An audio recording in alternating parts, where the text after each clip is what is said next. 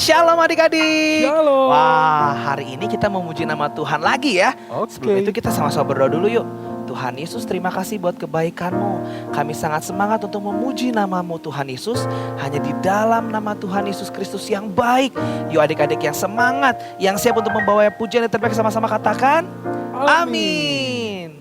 Wow, kids semuanya harus semangat ya. Hari ini gak boleh ditahan-tahan semangatnya.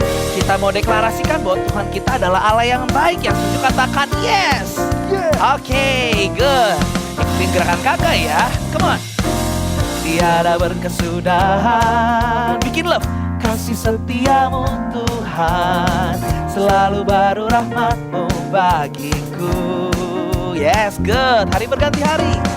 Hari berganti hari, tetap kulihat kasih-Mu, tak pernah berakhir di hidupku. Angkat jempolnya. Tuhan Yesus baik, good, sungguh amat baik. Gerakin badannya. Untuk selama-lamanya Tuhan Yesus baik. Bilang lagi. Tuhan Yesus baik, sungguh amat baik. Yes, untuk selama-lamanya Tuhan Yesus baik. Yang percaya bilang amin. Yes, dari awal ya, gerakan yang semangat. Tiada berkesudahan, kasih setiamu Tuhan, selalu baru rahmat-Mu bagiku.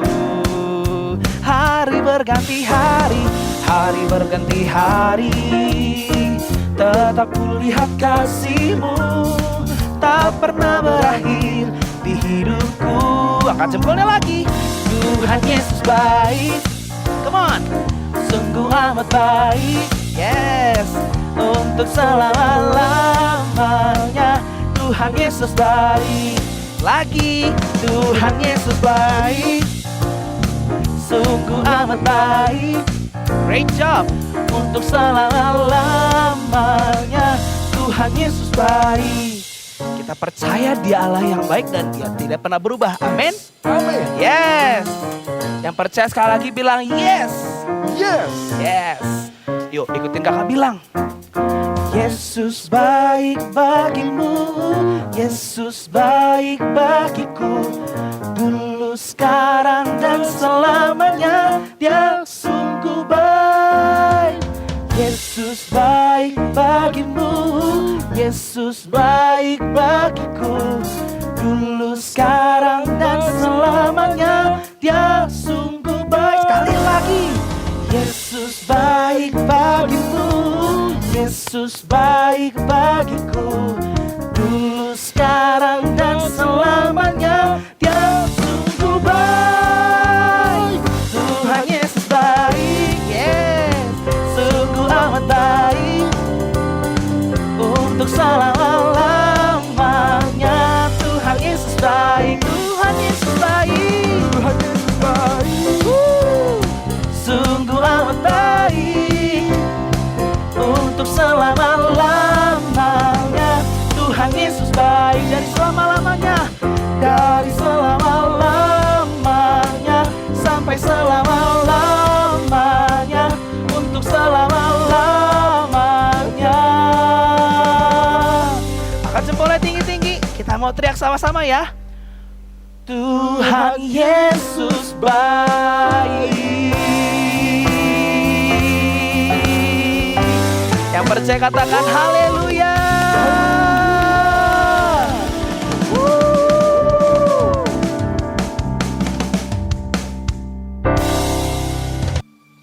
Yuk adik-adik sama-sama sekarang kakak mau ajak untuk lebih sungguh lagi menyembah Tuhan Yesus. Tuhan kita Tuhan yang sangat baik di dalam hidup kita. Yuk sama-sama kita mau nyanyiin lagu ini. Kita kasih yang terbaik buat Tuhan. Katakan, saat pagi hari menghampiriku, ku tahu Bapa hadir peliharaku. Kasih anugerah-Mu hidupkanku, hatiku bersyukur buat kebaikan-Mu. Bapa Engkau baik, Kau teramat baik, kasih-Mu berlimpah di dalam hidupku. Bapa Engkau baik, Kau teramat baik, kasih-Mu sempurna di dalam hidupku. Yes, kami mau menyatakan bahwa Tuhan, Kau Allah yang sangat baik di dalam hidup kami. Mari sama-sama katakan lebih lagi dari awal. Saat pagi hari menghampiriku, ku tahu Bapa hadir peliharaku. Kasih anugerah-Mu hidupkanku. Di setiap kami Tuhan Yesus, sama-sama katakan Bapa Engkau baik, Bapa Engkau baik, Kau teramat baik, kasih-Mu berlimpah di dalam hidupku. Bapa Engkau baik, Kau teramat baik, kasih-Mu selalu sempurna dalam setiap hidup kami. Yuk adik-adik sekarang sama-sama katakan terima kasih Tuhan Yesus. Kau Allah yang sangat baik, Kau sungguh baik di dalam hidup kami Tuhan. Oh terima kasih Tuhan. Yes, ini setiap sembah kami naikkan hanya untuk Tuhan Yesus. Mari sama-sama katakan lebih sungguh lagi, Engkau baik Tuhan. Bapa Engkau baik, Kau teramat baik, kasih-Mu berlimpah di dalam hidupku. Bapa Engkau baik, Kau teramat baik, kasih-Mu selalu sempurna di dalam setiap hidup kami Tuhan. Mari sama-sama katakan lebih lagi. Bapa Engkau baik, Kau teramat baik, kasih-Mu berlimpah di dalam hidupku. Bapa Engkau baik, Kau teramat baik, kasih-Mu sempurna. Kasih-Mu Tuhan, kasih-Mu sempurna di dalam hidupku. Kasih-Mu sempurna di dalam hidupku.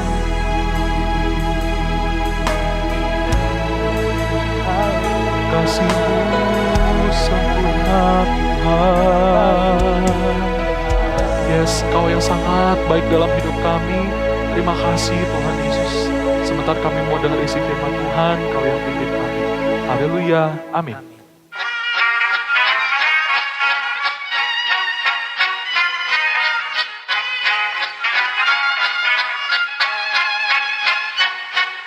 Klappat hakten alla fullfest hela dagen. Mjöl från livets grottekvarn. Fullfest hela dagen.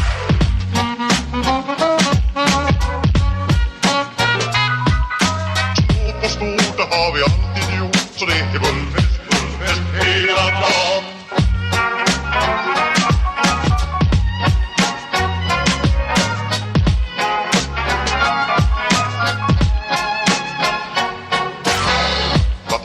Alla fullfest hela dagen. Mjöl från livets grottekvarn.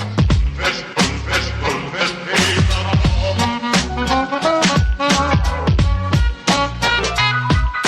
Små på stort, det har vi alltid gjort. Så det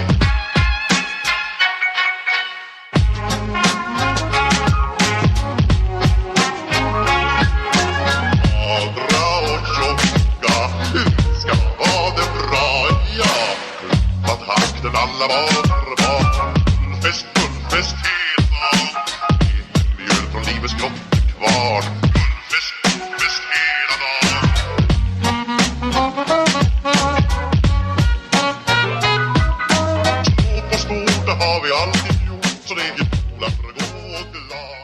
Musim panen telah tiba, musim panen telah tiba. Hai, shalom adik-adik. Hari ini pasti pada semangat kan buat belajar firman Tuhan? Coba sebelum kakak mulai firman Tuhan hari ini, kita ingat-ingat dulu yuk. 2 minggu lalu kita udah belajar buat jadi penjala manusia. Dan minggu lalu kita belajar buat bagiin kasih Tuhan kepada semua orang. Hari ini kita belajar apa ya? Duduk yang manis ya kids. Nah, sebelum kakak mulai ceritanya, kakak mau ajak kalian flashback dulu ya. Siapa yang masih ingat cerita tentang Paulus? Nah, sebelum Paulus bertobat, nama dia itu Saulus adik-adik. Saulus ini dulunya suka menganiaya, suka mengancam, dan bahkan membunuh murid-muridnya Tuhan Yesus. Sampai akhirnya Tuhan bicara langsung sama Paulus dan dia bertobat. Namanya bukan Saulus lagi sekarang, namanya jadi Paulus. Ingat kan kids cerita Paulus? Nah, hari ini kita belajar dari kisah Paulus ya. Waktu itu, Paulus dan Barnabas diutus oleh Tuhan untuk memberitakan firman ke kota-kota. Dan sampailah mereka di kota Listra. Ketika mereka sedang beristirahat, Paulus bilang sama Barnabas, banyak orang di kota Listra ini tidak mengenal siapa Tuhan Yesus. Mereka nggak pernah rasain kebaikannya Tuhan. Akhirnya mereka berdua ini bersepakat untuk berdoa, minta Tuhan pimpin dan sertain supaya orang-orang di Listra bisa kenal sama Tuhan. Setelah itu mereka melanjutkan perjalanan mereka memasuki kota Listra itu. Paulus dan Barnabas mulai bercerita banyak kepada orang-orang tentang Tuhan Yesus. Ketika Paulus sedang bercerita, dia lihat ada seorang yang duduk aja karena kakinya lemah. Dan ternyata orang ini lumpuh sejak lahir adik-adik dan belum pernah bisa jalan. Saat itu Paulus menatap dan melihat dia. Kemudian Paulus berdoa dalam hatinya dan bilang sama Tuhan kalau ia percaya Tuhan Yesus bisa buat orang lumpuh ini dapat berjalan lagi. Lalu kata Paulus dengan iman dan dengan suara nyaring, berdirilah tegak di atas kakimu. Dan orang itu seketika meloncat dan berjalan ke sana kemari. Wah, orang ini senangnya bukan main adik-adik. Dan orang-orang di sana yang melihat kejadian itu, mereka semua terkejut, mereka kaget. Ada yang bilang, wow keren banget ya. Orang-orang di sana juga bertanya-tanya gimana ya caranya hal ini bisa terjadi. Nah, ketika kejadian itu, orang-orang di Listra ini malah bilang katanya dewa-dewa telah turun ke tengah-tengah mereka dalam bentuk manusia. Orang-orang di Listra pikir Paulus dan Barnabas itu dewa karena mereka bisa buat orang lumpuh tadi berjalan. Mereka kesenangan adik-adik dan akhirnya mereka ini bawa banyak barang untuk dipersembahkan kepada Paulus dan Barnabas. Sampai-sampai mereka sujud menyembah kedua rasul ini. Paulus dan Barnabas ini membantah mereka bilang, enggak, bukan kita yang harus kalian sembah.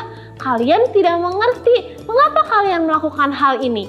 Kami di sini datang untuk memberitakan firman kepada kalian supaya kalian meninggalkan perbuatan-perbuatan yang sia-sia ini dan berbalik kepada Allah yang hidup, yang menjadikan langit dan bumi, laut dan segala isinya. Tetapi orang-orang itu tidak mendengar Paulus dan Barnabas. Sampai akhirnya datanglah orang-orang Yahudi dari Antiokhia dan Ikonium. Mereka menghasut orang-orang Listra ini untuk memihak kepada mereka. Lalu orang-orang di Listra ini menjadi marah dan sama kedua rasul ini adik-adik. Dan mereka ini melempari Paulus dengan batu dan menyeret Paulus keluar dari kota. Sebagian orang yang di Listra yang percaya sama Tuhan mau membantu Paulus untuk kembali ke kota Antiokhia. Walaupun Paulus udah babak belur mukanya, badannya, tapi dia tetap bilang sama orang-orang itu bahwa ia akan kembali ke Listra suatu hari nanti, supaya semakin banyak orang yang kenal sama Tuhan. Dan Paulus juga ingin menunjukkan kasihnya Tuhan adik-adik. Paulus dilemparin batu sama orang-orang di Listra, tapi ia tetap punya tekad untuk memberitakan firman, supaya banyak orang percaya sama Tuhan. Wah, keren banget ya Paulus. Nah, kenapa ya Paulus bisa punya keinginan seperti itu? Iya karena Paulus sudah merasakan kasih Tuhan lebih dulu. Di awal kita udah bahas ya, Paulus dulu orang yang suka menganiaya pengikut Tuhan Yesus. Hal itu dilakuin karena dia belum kenal siapa Tuhan Yesus. Kalau Tuhan Yesus cuek atau nggak peduli sama Paulus, dia pasti masih suka menganiaya pengikut Tuhan. Dan dosa Paulus semakin besar. Dia nggak sadar bahwa apa yang dia lakuin itu ternyata salah. Tapi karena Tuhan sayang banget sama Paulus, ia tidak mau Paulus hidup dalam dosa. Karena itu Tuhan kasih tahu langsung sama Paulus dan akhirnya Paulus percaya sama Tuhan Yesus. Tuhan juga sayang banget adik-adik sama kalian semua. Nah, setelah Paulus percaya sama Tuhan Yesus, dosanya sudah dihapus adik-adik. Dan Paulus gak cuma percaya, tapi kehidupannya berubah. Dari kehidupan yang lama jadi kehidupan yang baru. Paulus pengen banget orang lain bisa kenal Tuhan. Karena itu dia mau ceritain kebaikan Tuhan bersama Barnabas kepada banyak orang. Menceritakan kebaikan Tuhan itu kata lainnya bersaksi. Nah, bersaksi itu bukan hal yang selalu enak adik-adik. Si iblis seperti biasa, dia nggak suka lihat kita bersaksi tentang Tuhan Yesus. Makanya akan banyak tantangan yang akan dihadapi ketika kita bersaksi. Sama halnya dengan Paulus di cerita tadi, si iblis membujuk orang-orang untuk menganiaya Paulus dengan melempari Paulus dengan batu. Tapi Tuhan memberikan kekuatan untuk Paulus sehingga dia bisa bertahan. Tuhan kasih perlindungan untuk Paulus walaupun luka-luka, tapi dia nggak sampai meninggal adik-adik. Adik-adik, walaupun kalian masih kecil, kalian bisa loh bersaksi. Nah, bersaksinya bisa dimanapun, kapanpun, kepada siapapun. Mau ke satu orang atau ke banyak orang dengan cerita ke bestie kalian atau teman-teman sekelas atau keluarga kalian yang belum percaya, belum kenal sama Tuhan Yesus, itu kalian juga udah belajar bersaksi loh. Mungkin ketika kalian bersaksi, ada yang gak suka sama cerita kamu atau ada yang ngejek kamu. It's okay, tapi kalau ada yang memperlakukan kalian seperti itu, apapun yang kita terima setelah kita bersaksi, kita gak perlu jadi sebel atau jadi takut karena kita udah melakukan perintah Tuhan adik-adik. Karena kita sebenarnya mengasihi sesama kita kan? Nah, makanya kita kasih tahu ke mereka tentang Tuhan Yesus. Nah, hari ini kita belajar buat tell His love, menceritakan kasihnya Tuhan. Salah satunya dengan menceritakan kebaikan Tuhan yang kalian rasain. Tapi kasih Tuhan itu bukan cuma buat diri kita sendiri, buat orang lain juga. Seperti petani dan nelayan yang bekerja sama adik-adik. Kalau cuacanya lagi baik, mereka nggak egois pikirin keuntungan mereka sendiri. Yang penting panennya nanti bagus sendiri. Tapi mereka saling kasih informasi. Mereka akan ajak teman-temannya yang lain ketika cuacanya lagi bagus untuk mereka pergi ke sawah atau untuk melaut. Atau pada saat mereka prepare masa panen. Dan sebaliknya, ketika cuacanya mulai nggak bagus, mereka juga saling kasih tahu supaya mereka berjaga-jaga jangan sampai gagal panen adik-adik. Saat masa panen juga, mereka sama-sama loh. Karena kalau telat sedikit aja, cuacanya udah keburu berubah. Mereka bisa jadi gagal panen, bahkan bisa sama sekali nggak panen dan jadinya rugi besar. Jadi kita juga bisa belajar, mereka aja saling membantu, saling memberitahu kayak kehidupan kita. Jangan diem-diem aja, kita perlu kasih tahu tentang Tuhan agar mereka semua juga tahu tentang Tuhan dari sekarang dan mereka nggak ketinggalan buat kenal Tuhan. Dalam menjala manusia, sekarang waktunya kita berjaga-jaga adik-adik. Jangan ketika Tuhan datang tapi teman-teman kalian belum sempat kenal Tuhan. Makanya kita perlu memberitakan kasih-Nya Tuhan lewat perkataan kita, lewat tindakan kita ya kids. Semangat kids, kalian pasti bisa. Lipat tangannya yuk, tutup matanya, kita berdoa. Tuhan Yesus, terima kasih buat firman-Mu hari ini. Hari ini kami belajar Tuhan buat memberitakan kasih-Nya Tuhan kepada orang-orang sekitar kami. Terima kasih ya Tuhan, Engkau yang sertain setiap kami. Hanya di dalam nama Tuhan Yesus yang udah dengar firman Tuhan sama-sama katakan, amin. Kids, masa panen sudah tiba. Dan ini saatnya kita untuk terus bekerja. Ingatkan bahwa Tuhan mau jadikan kita penjala manusia. Mengajak semua orang untuk datang dan mengenal Tuhan. Caranya seperti yang kita dengar dalam firman Tuhan tadi, yaitu memberitakan tentang kebaikan Tuhan dengan bersaksi lewat perkataan kita, menyatakan bahwa Tuhan kita adalah Allah yang luar biasa. Seperti ayat hafalan minggu ini. Ayat hafalan minggu ini diambil dari 1 Tawarik 16 ayat 24. Ceritakanlah kemuliaannya di antara bangsa-bangsa dan perbuatan-perbuatannya yang ajaib di antara segala suku bangsa. Sekali lagi ya, Ceritakanlah kemuliaannya di antara bangsa-bangsa dan perbuatan-perbuatannya yang ajaib di antara segala suku bangsa. Shalom parents, beberapa minggu ini kita telah belajar tentang kesehatan mental.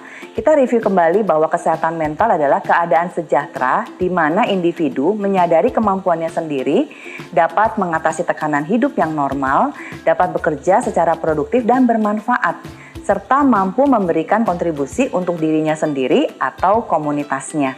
Kali ini kita akan belajar bagaimana cara berkomunikasi dengan anak tentang kesehatan mentalnya. Jika parents memiliki kekhawatiran tentang kesehatan mental anak-anak, penting untuk membicarakannya dengan mereka. Dan ini adalah saat yang tepat. Orang dengan masalah kesehatan mental sangat membutuhkan untuk membicarakan masalah mereka. Pikiran yang terus-menerus mengganggu jika dibiarkan dapat menyebabkan masalah yang serius. Namun, beberapa anak mungkin merasa canggung atau malu untuk mengungkapkan perasaan mereka. Dan yang lain mungkin merasa sulit untuk mengungkapkan kekhawatiran mereka di dalam kata-kata. Berikut adalah beberapa tips untuk berkomunikasi dengan anak-anak tentang kesehatan mental mereka. Nomor 1, temukan tempat yang nyaman di mana percakapan parents dan anak tidak akan terganggu atau terdengar oleh orang lain. Beritahu anak bahwa parents telah memperhatikan bahwa mereka tampaknya tidak seperti biasanya. Misalnya mereka tampak sedih, cemas, atau terganggu. Dan parents ingin membantu mereka. Jelaskan bahwa merasa sedih, khawatir, bingung, atau cemas adalah hal yang wajar.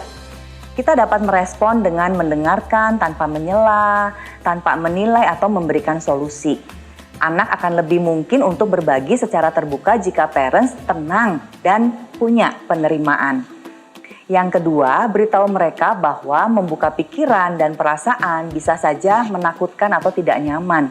Tetapi sebenarnya hal ini akan sangat membantu anak-anak memahami apa yang terjadi dan mulai mencari solusi. Bersabarlah dan beri semangat saat mereka mencoba menemukan kata-kata untuk mengekspresikan diri mereka. Jika mereka belum siap, jangan memaksakan anak untuk bercerita. Beritahu mereka bahwa parents siap mendengarkan kapanpun mereka siap untuk berbicara. Poin yang ketiga, tanggapi perasaan anak-anak dengan serius dan bersiaplah untuk mencari dukungan profesional jika anak memiliki masalah serius seperti perasaan putus asa terus-menerus atau pikiran untuk menyakiti diri sendiri. Parents, meskipun tidak ada yang ingin anaknya mengalami pergumulan dengan kesehatan mental, namun melewatinya bersama-sama dapat menjadi kesempatan bagi keluarga kita untuk lebih dekat satu dengan yang lain dan juga untuk lebih dekat kepada Tuhan. Alkitab berjanji bahwa pencobaan dan tekanan hidup membantu mengembangkan ketekunan, juga mengembangkan karakter dan harapan, tertulis dalam Roma 5 ayat 3-4. Dan juga mencapai bagi kita kemuliaan yang jauh melebihi semuanya. Tertulis dalam 2 Korintus 4 ayat yang ke-17. Ketika menjalani keadaan yang sulit, tetap milikilah pengharapan bahwa Tuhan menggunakan masa-masa sulit untuk mengajari kita pelajaran yang penting dan menjadikan kita orang yang Tuhan inginkan. Dia berjanji untuk mendekat kepada orang-orang yang mengalami kesulitan. Mazmur 34 ayat 17-18 mencatat tentang hal ini. Kita dapat memandang kepadanya dengan keyakinan, mengetahui bahwa apapun yang terjadi di dalam hidup kita, Allah berencana menggunakannya untuk kebaikan kita dan juga untuk kemuliaannya. Tuhan Yesus memberkati. Halo kids, ketemu lagi sama kakak. Sebelum berdoa, kakak punya kuis nih. Kira-kira adik-adik bisa jawab nggak ya? Nah, mari kita mulai. Soal yang pertama, 1. Mendatar. Di kota mana Paulus memberitakan Injil sesuai dengan yang kita dengar di firman Tuhan? Ada 6 kotak nih. Apa ya? Iya benar, Listra. Wah, pintar kamu adik-adik. Kita lanjut ya, soal nomor 2. Nah, yang ini menurun. Penyakit orang yang sedang duduk yang ditemui Paulus. Apa coba? 6 kotak juga. Lumpuh. Wah, great job adik-adik. Berarti kalian semua dengar firman Tuhan ya. Great job. Oke, kita lanjut ya. Soal nomor 3. siapa nama rasul yang menemani Paulus? Apa ya? Oh, Barnabas. Wah, pintar semua ya, jawabannya benar. Jawabannya Barnabas. Karena pintar-pintar, kita lanjut ya, soal nomor 4. Yang ini soalnya bakal makin seru. Yang dilakukan Paulus dan Barnabas yaitu memberitakan kotak kedua sudah ada clue-nya loh, yaitu huruf N. Apa coba? Injil. Wah, kalian semua hebat-hebat, betul. Nah, ini soal terakhir. 5 mendatar. Sebelum Paulus diseret keluar dari kota, ia dilempari dengan batu. Ya, betul. Pintar semuanya. Jawaban kalian semua benar. Oke, keren kids. Saatnya kita berdoa. Mari lipat tangan, tutup matanya. Tuhan Yesus, aku senang mengenalmu. Engkau baik dan sangat baik. Aku mau menceritakan tentang kasih-Mu kepada setiap orang. Pakai aku, Tuhan. Tuhan urapi dan terus mampukan Opa Niko dan kami semua menceritakan kasih-Mu kepada mereka yang belum percaya sampai orang-orang di ujung bumi mendengar dan diselamatkan. Terima kasih Tuhan. Mari arahkan hati untuk menerima berkat Tuhan. Demikianlah firman Tuhan. Tuhan memberkati dan melindungi engkau. Tuhan menyinari engkau dengan wajahnya dan memberikan kasih karunia. Tuhan mengarahkan wajahnya kepadamu dan memberikan damai sejahtera. Terimalah semua berkat yang terbaik ini hanya di dalam nama Tuhan Yesus Kristus. Amin.